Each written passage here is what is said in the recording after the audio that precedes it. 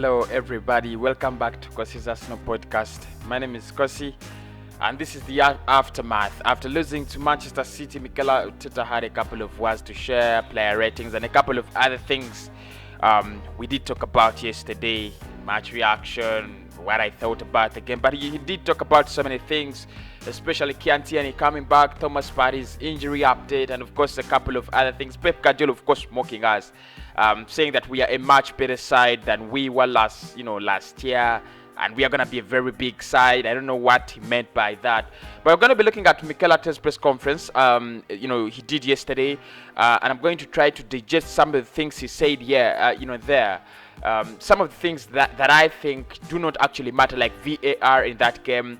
I don't see how much of an impact VAR had. I mean, I've seen these debates in Arsenal fans, on social media everywhere, talking about VAR in that game. I don't think VAR had anything to do with Arsenal losing that game, because it looked like it was over right from the start. That second minute goal, and then the way we reacted, it was all about City. I think it was a City versus City game. We were like an academy, so I don't think VAR had something to do with with the way we lost to City. But Mikel Arteta has been talking about that and more, and we're going to be digesting that. Smash the like button and get the subscriptions in as well. We are in now. The first question he was asked yesterday was about Rob Holding's concussion, and he did say that that's what they told me, that but if that's the case, obviously he will miss a few days. I think, of course, Holding getting injured. Yeah, I mean he was off for the last two games, and I think it was because of the injury.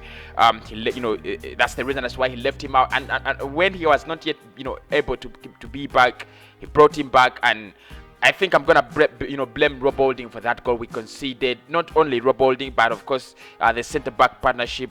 I blame them. More on Mikel Arteta on the game. He did say that conceding early puts them where they want to be. After that, we did really well and created some great opportunities. The final quality, you need to score goals, we were missing today.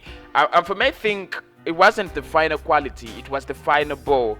It was that second final ball that we lacked. We lacked the creativity, we lacked the character, the zeal to confront Manchester City. It was more like we went against Manchester City knowing that we were gonna lose. It wasn't more of a game where you think Arsenal had a fighting chance. We never played like we had a fighting chance. We never played in a game where we believed we could win. It was either City win it or we actually lose it. It wasn't there was no character that Arsenal could actually win that game. And I think, conceding early in the game makes matters worse, puts us in a very awkward and weird position.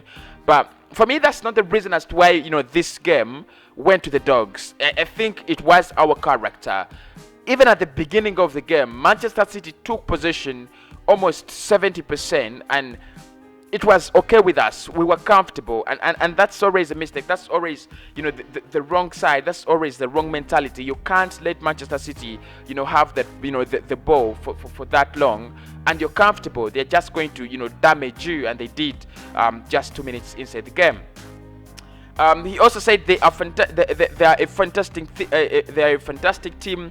I think they did well, but for me, that's nothing. We prepared to win, and I'm disappointed not to take anything from the game. And I think this is an absolute lie from Mikel Arteta. I don't think he is really disgusted with the performance. I don't think he's disappointed with the performance, because the way he set up that team was to block Manchester City. It wasn't to go forward. It wasn't to win. He never set up to win. If you look at the way he lined up, Xhaka and Mohamed El Neni, that midfield, that's not the midfield that's going forward to attack Manchester City, to break down Manchester City.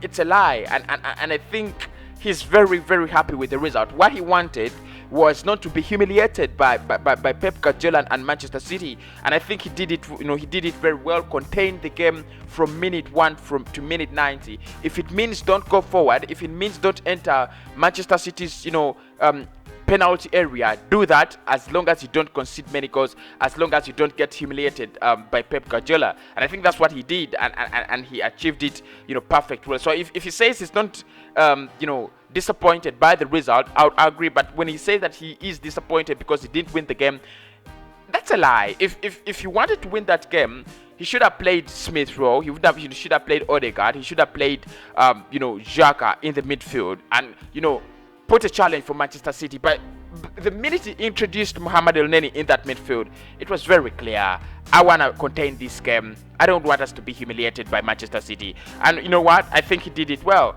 Pep Guardiola and Martin Odegaard, he said he's a big talent. He was a brilliant Real Madrid player, and when you play for Real Madrid, you're always good. That is Pep Guardiola on Martin Odegaard, and I think he's a brilliant talent. He's a very good player. Yesterday, I didn't see much of Martin Odegaard, and the truth is I can't praise him for yesterday's performances, but I think he has something the Arsenal wants: someone who can control a game, someone who can take matters in his own hands and lead Arsenal, lead a team. And I think that's what Grealish offers Aston Villa, and that's what players like Maddison offer clubs like Leicester City. And I think that is what Martin Odegaard can actually offer Arsenal. Get that ball, when you get that ball, can you pass it without losing it? Can you get it to the dangerous areas? Can you look for your fellow players and mark them out? And I think he's actually doing that brilliantly well. Pep on Arsenal, he said Arsenal put 5 players in the middle and follow the holding midfielders. There are not many spaces in it's so difficult. Well, we didn't do more today because of the quality of the opponent. I think this is a lie. I think this is a big lie. Manchester City have had the ball almost 90% of the time. They could do whatever they wanted. I think Pep is just trying to get on that good side of Mikel Arteta, and trying to because he's in turn and trying to defend it. But I don't think actually Pep Guardiola was limited by the quality of the opponent. You want to tell me that Mohamed Elneny and Martin Odegaard and Granit Xhaka had a lot of quality? It's an absolute lie, and of course he knows it. And I think players like Pepe didn't do anything yesterday. I think players like Pierre-Emerick Aubameyang didn't do anything yesterday. I think it was a City show.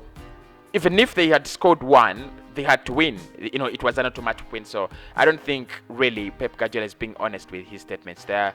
Alex Scott on Odegaard. Alex Scott has been speaking to Sky after the game and has been highly critical on Martin Odegaard's display. Today you're looking at Odegaard. For me, he was a bang average, and you're questioning the decision not to play MS Smith Rowe. And for me, that is it. Yeah. Of course, I wanted Odegaard to play. I wanted Odegaard to start.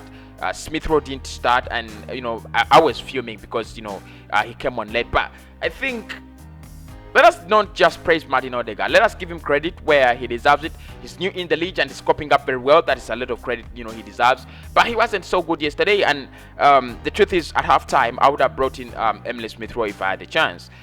Tierney on how he feels after the game. He said, just knackered. I wasn't sure I was gonna get the full game, but I did. And I'm happy to get 90 minutes under my belt. Xhaka reacts to the game and says, speaking to TV after the game, Granit Xhaka said, well, we take a lot of positives out of the game. For me, the only positive I take out of that game is the character we displayed after conceding that goal. Try not to concede another, but we never tried to get ahead of ourselves and get out of the comfortable zone. So I don't think there's so many positives to pick out of that game. Who was your man of the match in that game? My overall man of the match in that game. Did I see Phil Foden yesterday? I didn't see Phil Foden. Why? I really can't say. So my man of the match in that game,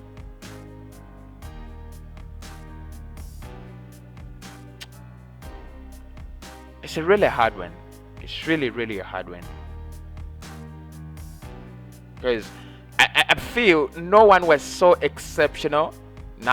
No one was exceptional. I don't think we had so many players that were exceptional in that pitch. But I'll go with Riyad Mahrez. He made the beautiful assist for Sterling, and I think Yeah, I'll go with him.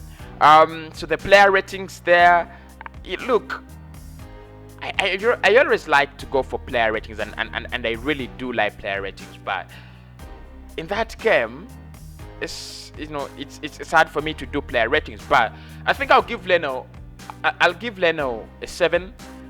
He conceded a goal early in the game, but he tried to keep City out. Bellerin and the whole defense, I'll give them a 5 out of 10. They were just average. I don't think they did anything exceptional. We shouldn't have conceded that goal in the first place, so I'll give them a 5. I'll give a 6 to my midfield. I think we tried to contain City, although they outclassed us, but I would rather give them that 6. And the forward line, I'll give them a 3 out of 10 because Aubameyang, Pepe, and Saka, really, I didn't see much work done on the forward line. Of course, Saka was a little bit different. He did cause a lot of trouble. You would give him that 5 out of 10, but the rest of of the forward line gets, for me, it gets that 3 out of 10 without any questions.